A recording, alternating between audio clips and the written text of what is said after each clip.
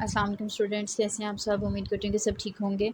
तो आज का जो हमारा टॉपिक है वो है जी डेविएटेड नेज़ल सेप्टम। ठीक है, तो आज जो हम पढ़े हैं डीएनएस के बारे में पढ़े हैं, डेविएटेड नेज़ल सेप्टम।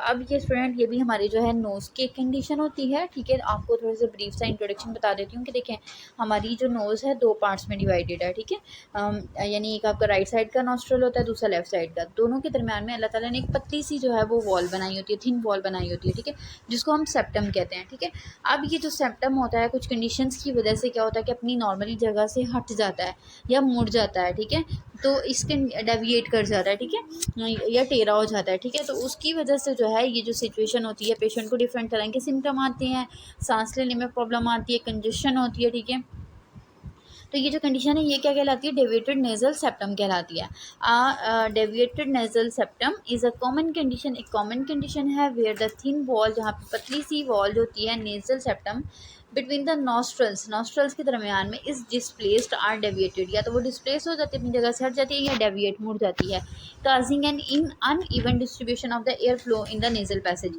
तो हमारे जो सांस की दोनों तरफ है, नाक की जो दोनों तरफ जो पाथवेज हैं, ठीक है, उनके अंदर एयर की जो डिस्ट्रीब्यूशन होती है वो क्या होती है, इक्वल नहीं होती है। ठीक है, अनइवन होती है। In many cases a deviated septum may not cause noticeable symptom. ठीक है, कुछ कंडीशन में पेशेंट को सिम्टम्स नहीं आते हैं, बट इन सम इंडिविजुअल, लेकिन कुछ के अंदर it can lead to issues with breathing. ठीक है, कुछ लोगों को सांस लेने में मसला शुरू हो जाता है एंड अदर रिलेटेड प्रॉब्लम। ठीक है, और इससे रिलेटेड दूसरी प्रॉब्लम्स आना शुरू हो जाती हैं।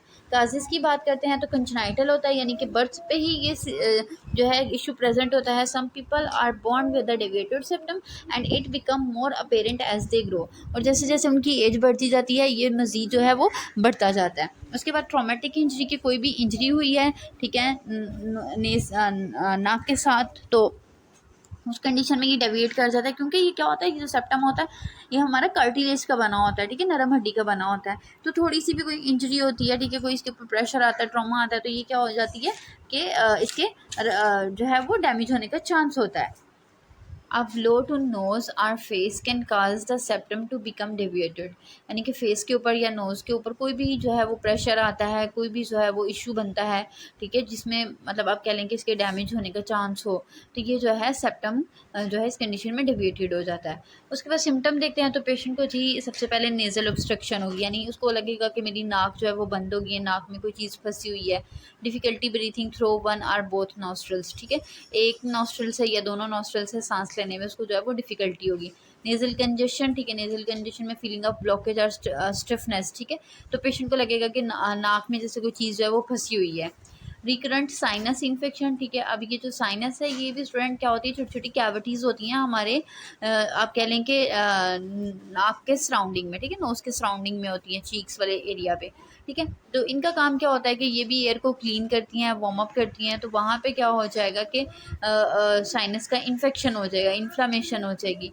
उसकी रीज़न क्या होगी कि ड्यू टू पुअर ड्रेनेज, कि प्रॉपरली जो है ड्रेनेज नहीं होगी, ठीक है, वहाँ पे फ्लूइड अकमुलेट होना शुरू हो जाएगा, एयर प्रॉपरली क्लीन होगी नहीं, और जो है जो आप कह लें कि जो भी कोई डस्ट पार्टिकल है या वेस्ट मटेरियल है वो उन कैविटीज़ के अंदर अकमुलेट होना शुरू हो जाएगा। ठीक है, वो बॉडी से बाहर नहीं निकलेगा। नोज ब्लीड, ड्राइनेस और irritation of the nasal passage, ठीक है, अब क्योंकि क्या हो गया है कि नेज़ल पाथवे ब्लॉक हुआ है, ठीक है, पेशेंट का नाक जो है वो बिल्कुल खुश्क हो जाएगा। ठीक है, ड्राइनेस होगी जिसकी वजह से जो है वो ब्लीडिंग का चांस हो सकता है। फेशियल पेन और हेडेक, सर में दर्द होगी या मुंह पे उसको जो है ना वो पेन हो सकती है। In some cases specially if associated with the sinus issue, अगर तो इसमें साइनस का भी इशू इन्वॉल्व है तो उस कंडीशन में आपको चेहरे पे दर्द होगी या फिर जो है ना सर दर्द का भी जो है वो इशू हो सकता है। डायग्नोसिस में बात करते हैं तो इसमें भी स्टूडेंट हम फिजिकल एग्जामिनेशन करते हैं। ठीक है, नेज़ल एरिया को अंदर से जो है वो एग्जामिन किया जाता है। ठीक है, एक जो है स्पेशल किस्म का इंस्ट्रूमेंट जिसको हम नेज़ल स्पेक्यूलम कहते हैं, ठीक है, उसको यूज़ करते हुए उसके बाद है जी एंडोस्कोपी भी की जाती है। एक टाइनी सा कैमरा जो है वो हम इंसर्ट करते हैं to inspect the nasal passage को देखने के लिए। ठीक है, कि इसमें कोई रुकावट तो नहीं है, कोई इशू तो नहीं है। फिर उसके अलावा इमेजिंग टेस्ट होते हैं जिसमें सिटी स्कैन करवा लेते हैं, एमआरआई वगैरह करवाते हैं to visualize the extent of the septal deviation. ठीक है, सिटी स्कैन और एमआरआई हम लोग इस वजह से करवाते हैं कि देखते हैं कि जो है वो जो सेप्टम है वो कितना डेविएट हो चुका हुआ है अपनी नॉर्मल पोजीशन से।